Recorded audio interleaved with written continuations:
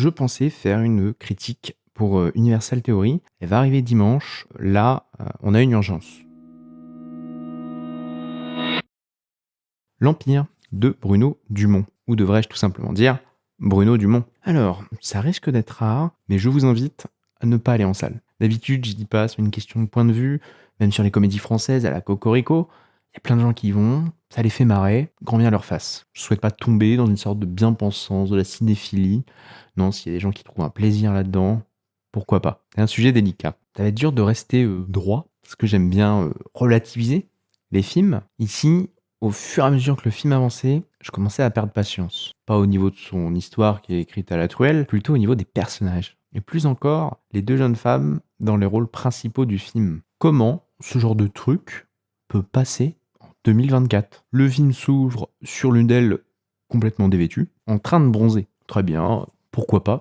Où va-t-on? À nulle part. Qu'elle soit habillée, dévêtue, devant la télé, en train de faire de la mécanique, ça n'a pas d'importance. Bah, elle va bronzer à poil. Bon voilà, ils ont déconné, c'était gratuit. On va se reprendre sur la suite du film. Non, non, non, non, non, non, non, non, non, non, non, non. Des jeunes femmes, belles, à la carrière commençante, on va trouver des scènes pour les mettre à nu. Et puis, faisons en sorte qu'il y ait un triangle amoureux où elles se battent pour un beau mâle. Je dis début de carrière. Et en même temps, on parle de Lina Kudry, du film Papicha, et Anna Maria Vartolomei, du film L'événement. Toutes deux ont remporté le César du meilleur jeune espoir féminin. On continuera à les voir dans les années à venir, et j'espère qu'à l'avenir, ça va être leur talent plus que leur corps qui vont être mis en valeur. Anna Maria Vartolomei réalise même l'exploit de jouer un petit peu mieux que la moyenne des acteurs dans des films de Dumont. Ça, c'est fort. Et en cherchant la somme qu'avait coûté ce court-métrage lycéen, 7 millions d'euros, je suis tombé sur un article Télérama où Bruno Dumont revient sur le départ de l'actrice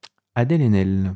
Oui, elle devait jouer dans ce film. Nous devions commencer à tourner en 2021, mais tout a été reporté à cause du Covid. Et en 2022, je retrouve Adèle Haenel, très remontée contre moi, alors que jusque-là, on s'entendait très bien. Elle a voulu changer le scénario qu'elle avait trouvé jusqu'alors complètement fou et réjouissant, m'accusant notamment d'être raciste, car je ne tournais qu'avec des blancs. Elle a le droit de le penser, mais elle a mis plus d'1 an à le faire. En 2020, elle disait ne plus vouloir faire de cinéma, mais de la politique, mais qu'elle ne pouvait pas refuser mon film. Ces volte-face totalement imprévisibles et incompréhensibles m'a profondément peiné et a mis un coup à tout le monde. Donc Dumont explique que Adèle Haenel trouvait le film raciste. Je crois que face à cela, les propos d'Adèle sont bien plus importants. Derrière cette façade amusante, c'était un monde sombre, sexiste et raciste qui était défendu. Le scénario était truffé de blagues sur la cancel culture et les violences sexuelles. J'ai cherché à en discuter avec Dumont car je pensais qu'un dialogue était possible.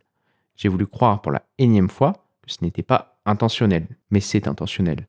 Je ne voulais pas soutenir cela, j'ai donc annulé ma participation. Oui, moi aussi, le film m'a mis en colère. Et pendant la séance, lors d'une des scènes de sexe, il y a un des spectateurs qui s'est levé, qui a ricané, un spectateur qui avait plus de 60 ans.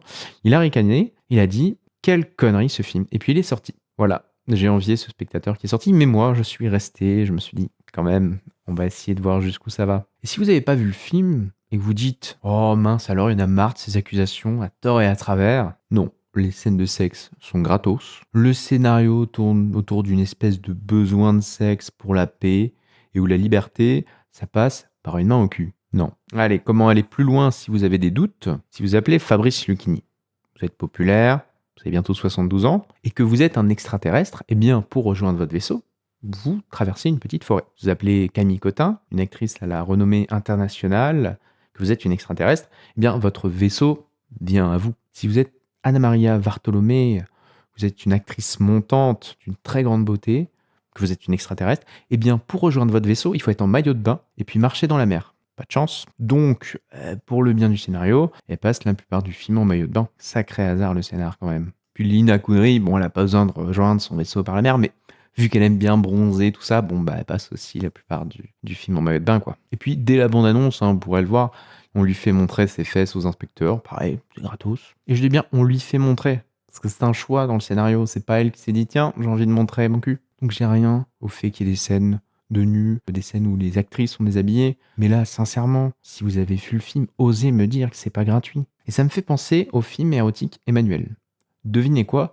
Cette année, on doit avoir un remake par Audrey Diwan. C'est qui Audrey Diwan? C'est la dame qui a fait l'événement, le film qui a propulsé Anna Maria. Et vous savez la différence entre Emmanuel 2024 et l'Empire? Il y en a un qui prétend faire de la SF, mais qui dévie en permanence sur le fait de déshabiller ses actrices, et un autre qui va s'affirmer en tant que film érotique, mais qui aura sûrement bien plus de respect dans la façon d'utiliser ses actrices. Voilà, maintenant parlons SF. Je vois déjà des articles partout, parler d'un Star Wars à la française, d'une comédie noire de science-fiction, mais il faut respecter les gens qui font du genre en France. Vous pouvez pas comparer ce film à ça. À la limite, la conception des vaisseaux a du charme. Mais le reste, c'est du niveau parodique d'un fan-film, je n'abuse pas. Tous les vaisseaux d'attaque, on dirait une sorte de copier-coller pour une attaque de fin de film qui n'aura pas lieu. Elle se solde en 15 secondes dans un trou noir pour éviter de montrer une attaque.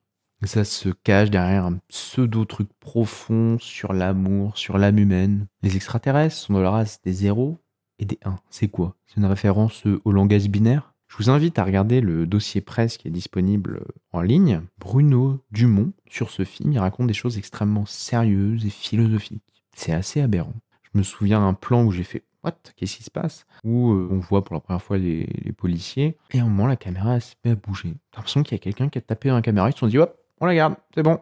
Les moyens mis pour les voix des extraterrestres 1 et 0, comment faire une voix d'extraterrestre? On met les voix à l'envers, ou on la ralentit au maximum avec une saturation, et même des fois on a le droit à lutiner avec une toute petite voix. Même le combat de sabre, voilà, on l'aperçoit dans la bande-annonce, c'est beaucoup s'offusquer déjà. Oui, oui, ce sera pas mieux dans le film. Ça fait très film monté par une asso, par un groupe qui a pas de budget, quoi. On a dans le coin des gens qui font des trucs, mais qui ont 2 fois plus de gueule. Et tu dis, mais comment ce genre de truc peut arriver sur les écrans? Aussi bien en effets spéciaux qui sont pas si dégueulasses, ils ont fait ce qu'ils pouvaient, les gars, que sur le scénar, tout ça. Pourquoi ce projet existe? On dit souvent que Dumont, son cinéma, c'est de la comédie, c'est marrant.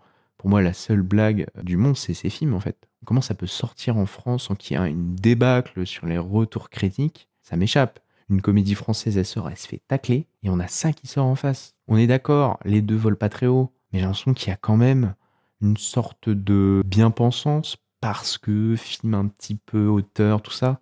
Non, c'est juste pas bon. Il y a beaucoup de choses à dire sur le film, je vais pas déverser davantage de haine. N'allez pas voir le film, je pensais ne pas aimer, c'est pire. Ça m'écoeure. On dirait un délire parodique de la haute intelligentsia parisienne au sujet des ploucs, de leur délire, la SF, machin truc. Et puis sur les femmes, elles ont besoin d'hommes, c'est tout. Je ne sais pas quelles étaient les intentions derrière ça. Je ne connais pas les personnes qui mettent sur pied ce genre de projet, mais ça pose question. Rendez-vous dimanche pour un film qui a bien plus de mérite que ça.